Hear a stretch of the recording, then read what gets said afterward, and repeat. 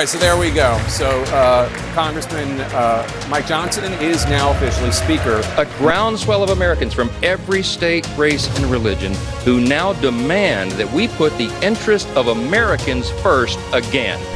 What's the solution here? I mean,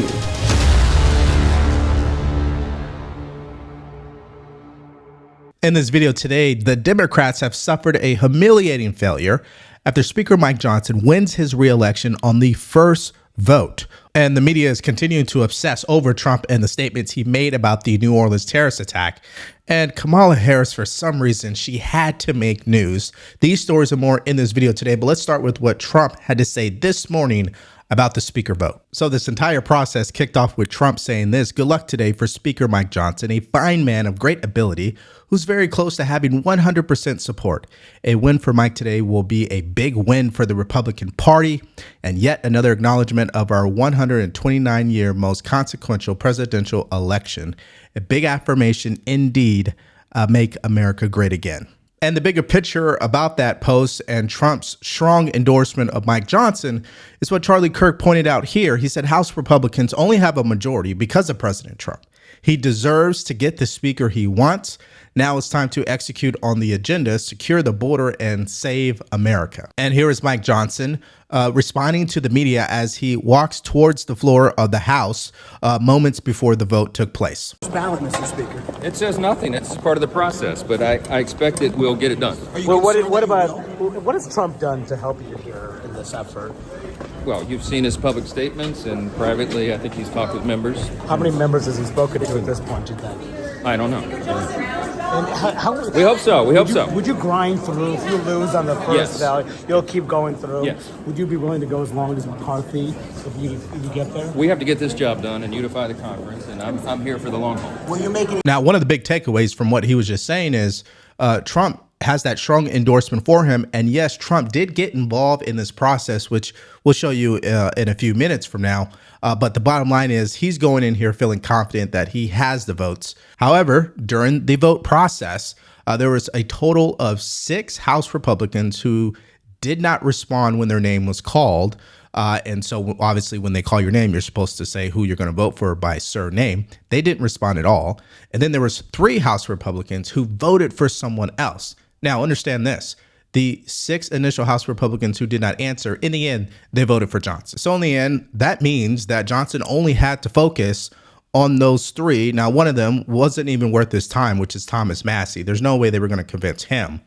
So Ralph Norman and Keith Self, well, there was a break that took place during the first ballot process here where he was able to negotiate with them, supposedly. And here's CNN talking about that. A lot going on behind the scenes. I think technically this first ballot is still open. It has not been gavelled to a close. Yeah. So theoretically, any of these 3 individuals who are House Republicans who do not vote for Speaker Johnson, any 2 of them could change their vote, and Speaker Johnson would be, in fact, the Speaker. What are you hearing? Yeah, in fact, we've been told by members of the House Republican Conference that, in fact, the Speaker has been meeting privately with those 2 of those key no votes, as Keith Self of Texas and Ralph Norman of South Carolina. And in fact, just moments ago, I saw the Speaker walking with Ralph Norman near the House floor, nowhere where I could reach them, but they were actually on the House floor. The doors had opened and they had walked right by. So there are clearly discussions that are ongoing. And it was reported that during those discussions, President-elect Trump was involved, which led to this moment on the House floor moments later. Mr. Norman Johnson. Mr. Self Johnson.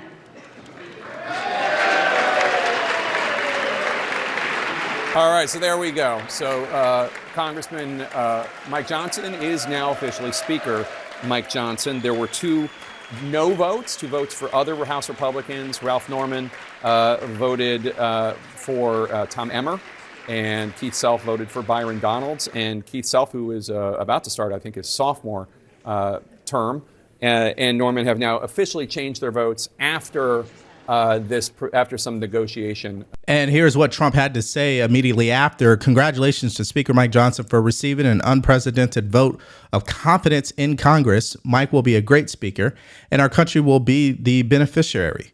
The people of America have waited 4 years for common sense, strength, and leadership. They will get it now, and America will be greater than ever before. So clearly, Trump got exactly what he wanted in this entire process. But here is Speaker Mike Johnson during his acceptance speech saying these exact words, which I want to react to. The path of prosperity has long been paved with policies that put America and Americans first. And that is what we will champion in the 119th Congress.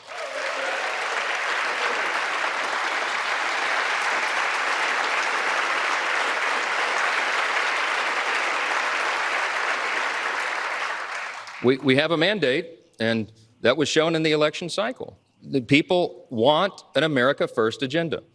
They do. Sadly, for the past 4 years of divided government, too many politicians in Washington have done the opposite. Open borders and overregulation have destroyed our cities and stifled innovation. Inflation and weak leadership have left Americans poorer, and they have placed our country in a perilous position. That's right. But in recent months, we've witnessed something happening, something that's really remarkable, a political moment in our modern history, a groundswell of Americans from every state, race, and religion who now demand that we put the interest of Americans first again, and we will, and we will. Now let's just take a moment. I want to say thank you so much for checking out the video today. If you are getting value, please like, share, and subscribe to our channel. If you do want to support us further, you could go to the link in the description below, shop our merch store, or you could buy us a cup of coffee. Now, as I told you, this is a humiliating failure by the Democrats, because before the vote took place, here they were trying to stir up controversy and accuse the GOP of being in a state of chaos. But, Mr. Clerk, today I rise on behalf of the governing majority of the House of Representatives.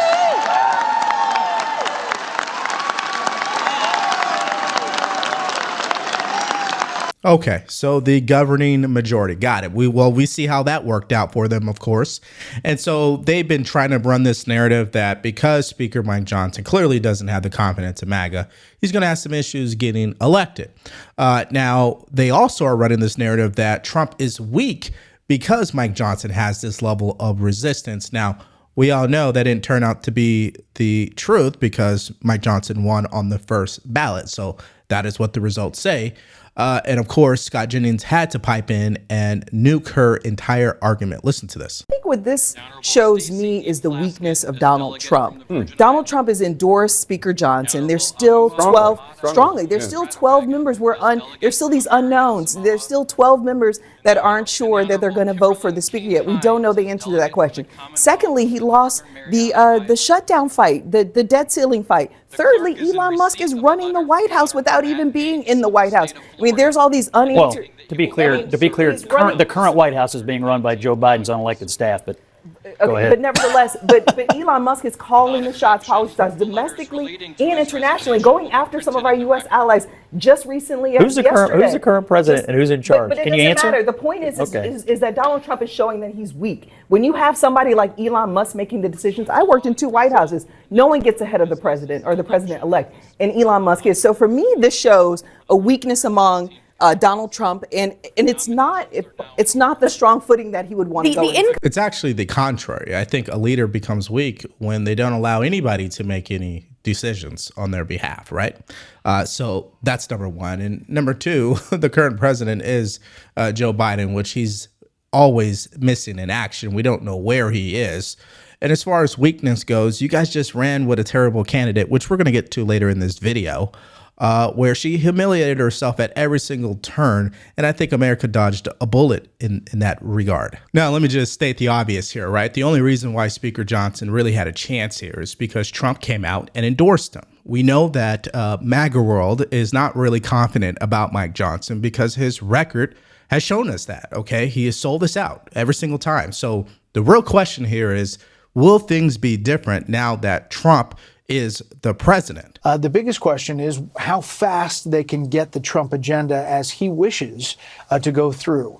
There's this thing called budget reconciliation, which has to start in the House. But it is a process by which they can get a lot through the Senate with 50 votes, not 60.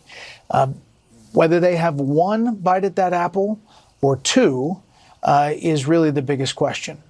If it's one, it could take several months to get some of the big things, including taxes and immigration and other things, going out of the gate.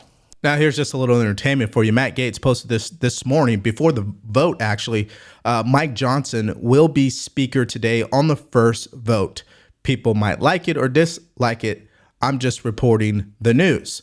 And then, of course, Community Notes came in and said false. Mike Johnson was not elected as U.S. House Speaker of the first vote of January 3rd, 2024. 3 House Republicans voted for the candidates, denying Johnson the majority needed. And of course, he responded by saying, I was right. Community Notes was wrong. Just saying. Now, on that same post, Thomas Massey responded an hour ago saying this one didn't age well. This is before, the vote actually ended and the gavel was dropped. And then during that same time, he actually put, it looks like mine didn't age well. So what took place was when there was a break for some reason at the end, people were saying that Mike Johnson had lost on the first ballot. But the gavel did not drop, meaning once the current speaker, who's obviously hosting everything, once they drop the gavel, then it's official, right? That didn't take place, so he kind of responded hastily there.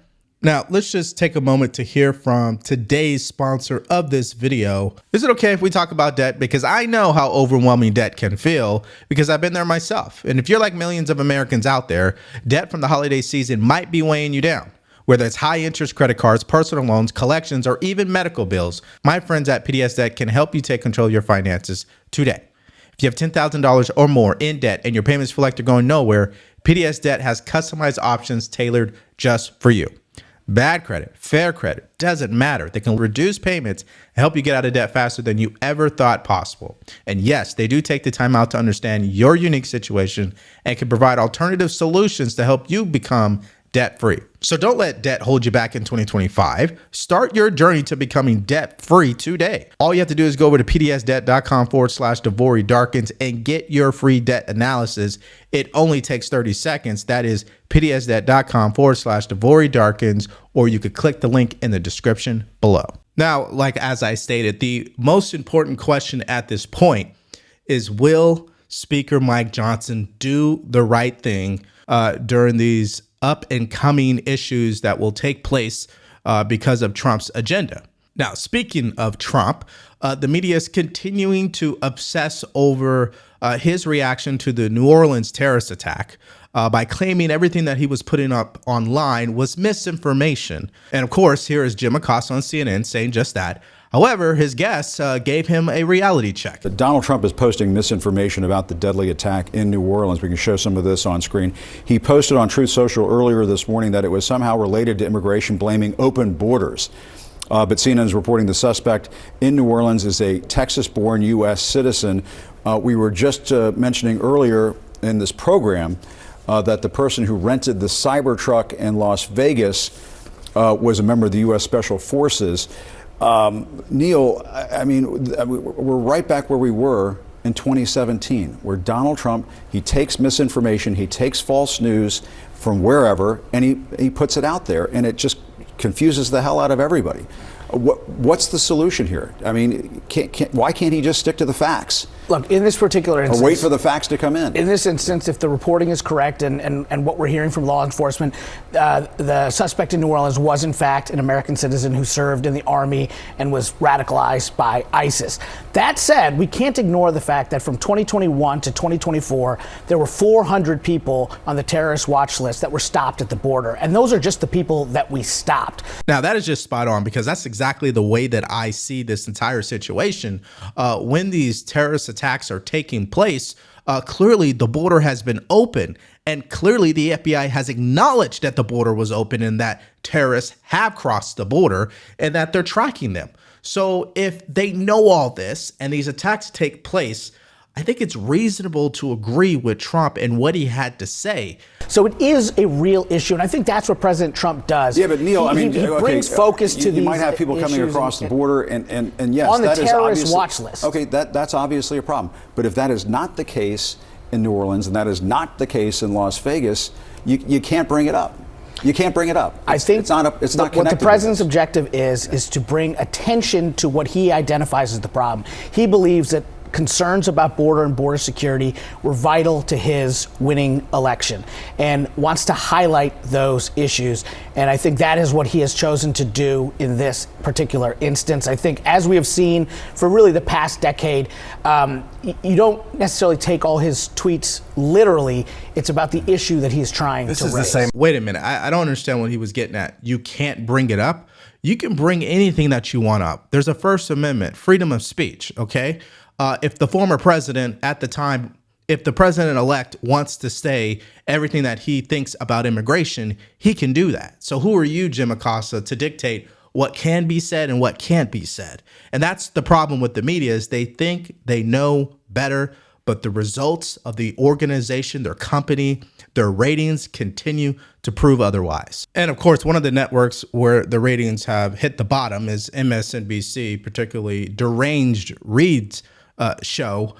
Here she is bringing up this same issue about Trump pushing misinformation. And the guest on her show claims that the terrorist attack is actually due to white young Americans. You also have politicians that have a self-interest in lying about everything because it helps them with a political narrative, not concerned about the human narrative that could actually be really helpful. And that is the tragedy of all of this, right? There are real tragedies. There will always be crime. Unfortunately, what we try to do is to keep the crime as low as possible. All different kinds of people will commit crimes. The problem here is that you jump on one sort of crime, one crime committed by one name that sounds exotic, one brown face, rather than looking at all of the domestic terror that we face, including what the FBI says, is a really big problem, which is young white men in America. We need to look at all of our domestic terrorism and say this all is a problem. Okay, so young white men in America, they are the problem. That's who the FBI needs to focus on, not these Islamic terrorists who clearly are trying to find any way to bring down America. And we continue to say it all the time. They are out of touch, and this is why the ratings are down, and they will continue to lose because this is what they believe to be the truth. And of course, they don't want to focus on the real issues, which is the border is open, right? Which has allowed terrorists to come across the border. I guess that doesn't ring true in their mind, and they got to make it all based on race. Now, of course, we would expect that from the media, but what we probably don't expect is this next story where the USA flag will be flown at half-mast during the inauguration of President-elect Trump due to former President Jimmy Carter's passing. And of course, Trump had some words about this. He wrote this on Truth Social. The Democrats are all giddy about our magnificent American flag potentially being at half-mast during my inauguration. They think it's so great and are so happy about it because in actuality, they don't love our country. They only think about themselves. Look at what they've done to our once great America over the past 4 years. It's a total mess. In any event, because of the death of President Jimmy Carter, the flag may, for the first time ever during an inauguration of a future president, be at half-mast. Nobody wants to see this, and no American can be happy about it. Let's see how it all plays out. Make America great again. Now, this is, I think, crazy. I understand flying the flag at half-mast right after Jimmy Carter's passing. And I would think on Inauguration Day, given the traditions that they are so committed to, right, the powers that be, you would think they would actually not do something like this. Now, here's the press questioning Karine Jean-Pierre at the White House about this revelation of the flags being flown at half-mast during his inauguration. Thanks, Karine. President-elect Trump a little while ago today seemed to take issue with the fact that American flags will be flown at half-mast at the time of his inauguration, considering the passing of former President Jimmy Carter. Is there any potential for that to not be the case? Is that a decision? Say that one more time. The White House was say that one more time. The flags are due to be flown at half-mast at the time of the inauguration, and President Trump seems to be taking issue with that. Is that a decision that the White House would consider reversing or reevaluating? No. Now, let me just clarify something, okay? When a former president or a current president passes away, the flags will fly for 30 days at half-mast. So you'd think just on a temporary basis, just for the ceremony alone, the flags would be raised, obviously, all the way to the top, right? I mean, that's my own common sense perspective. And then they would put them back at half-mast when the ceremony ends. Now, let's move to some other clips here that are just pure entertainment, and they're based on Kamala Harris for the record here, so prepare yourself. However, so J.D. Vance, in the first clip, is laughing at her when she is swearing in the 12 new members of Congress. Let's take a look at that. Do you solemnly swear that you will support and defend the Constitution of the United States against all enemies, foreign and domestic, that you will bear true faith and allegiance to the same, that you take this obligation freely, without any mental reservation or purpose of evasion, and that you will well and faithfully discharge the duties of the office upon which you are about to enter, so help you God? I do. All right, so of course I find that to be funny myself, and I think J.D. Vance he's having fun. I mean, you get to look at the person who America dodged a clear bullet, and yeah, I'd probably smirk too. But this next one I don't think is really funny at all. I think it's actually disturbing. Here she is forgetting the Pledge of Allegiance. Please join me in pledging allegiance to our flag. Pledge allegiance to the United States of America and to the republic for which it stands, one nation, under God, indivisible, with liberty and justice for all. Okay, well, I don't really have much to say about that. I just think it's pathetic. And for someone who's the vice president, again, maybe she had a little bit too much to drink. Now, this next clip is of a Democrat who is calling in and demanding that Democrats stage an insurrection on Trump. Sorry, I cannot support an insurrectionist. I just can't. And I would really love to see Democrats and independents do an insurrection on Donald Trump. All right. Okay, so somebody needs to make sure that he seeks some mental health assistance, of course. But I just find the irony to be funny, how someone thinks this way when they don't support one, but they're advocating for their party to become one. I just find that to be interesting. So anyways, having said all that, this was definitely an interesting day to say the least. So this leads me to the question I'd love for you guys to answer in the comment section below. How confident are you that Speaker Mike Johnson will follow through on the America First agenda? He got the major endorsement from Trump. Everybody says we need to support Mike Johnson, give him another shot. How confident are you? Let me know in the comment section below. Now, yesterday we did a video about Bernie Sanders taking on Elon Musk by calling him out over the H-1B visa debate, okay? And then also Joe Biden, for some reason, thought it was a great idea to award Liz Cheney. Those stories were definitely crazy, and we reacted to them. So if you want to check out that video, all you have to do is click on it because it's coming up right now.